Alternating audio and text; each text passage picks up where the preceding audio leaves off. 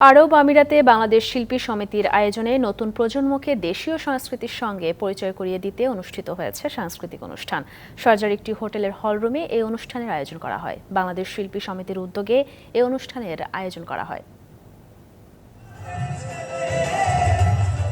আরব আমিরাতে বেড়ে ওঠা নতুন প্রজন্মকে দেশীয় সংস্কৃতির সঙ্গে পরিচয় করাতে এবং প্রবাসী বাংলাদেশিদের দেশীয় বিনোদনের স্বাদ দিতেই শারজার ইউ1 হোটেলের হলরুমে এক সাংস্কৃতিক অনুষ্ঠানের আয়োজন করা হয়।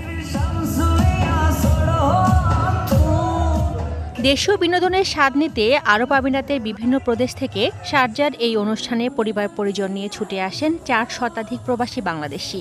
শিল্পীদের সঙ্গে নেচে গিয়ে দর্শকরাও মাতিয়ে রেখেছিলেন হল ভর্তি সবাইকে।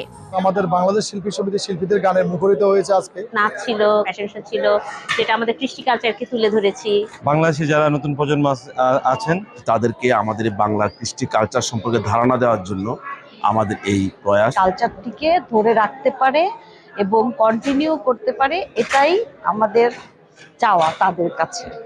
পাশাপাশি প্রবাসে বেড়ে ওঠা স্থানীয় শিশু শিল্পীদের নৃত্য মন কেড়েছে উপস্থিত সবার। সংযুক্ত আরব আমিরাত সহ মধ্যপ্রাচ্যে দিন দিন জনপ্রিয় হয়ে উঠছে বাংলা গান। বাংলাদেশের শিল্পীরা প্রবাসে নিজেদের সংস্কৃতি তুলে ধরে দেশের সমৃদ্ধি তুলে ধরছেন ভিনদেশীদের কাছে। আজকের অনুষ্ঠানটি এটি বলছিলাম অত্যন্ত মেসমেরাইজিং পারফরমেন্স, এবং আমাদের দূতাবাসের পক্ষ থেকে সকল এই সদস্যদেরকে যারা এই সমিতির সাথে সংশ্লিষ্ট তাদের সবাইকে আন্তরিক মোবারকবাদ জানাচ্ছি। ওয়ালটন ফ্রিজ কিনে অনেকের মতো আপনিও হয়ে যেতে পারেন মিলেনিয়াল। সেরা পণ্যের সেরা অফার। প্রবাসে বেড়ে ওঠা নতুন প্রজন্মকে দেশের সংস্কৃতি জানান দিতে বাংলাদেশ শিল্পী সমিতির চেষ্টা অব্যাহত আছে। প্রবাসীদের সাথে যখন সরাসরি সাক্ষাৎ করতে যাই আমার ভীষণ ভালো লাগে এবং আমি আরো বেশি আনন্দিত হই। তো আমরা চেষ্টা করি সব শিল্পীরা একসাথে থেকে প্রবাসে বসে আমরা বাংলাদেশের সংস্কৃতি কৃষ্টিকে তুলে ধরে কিছু একটা উপহার দেওয়ার চেষ্টা করি।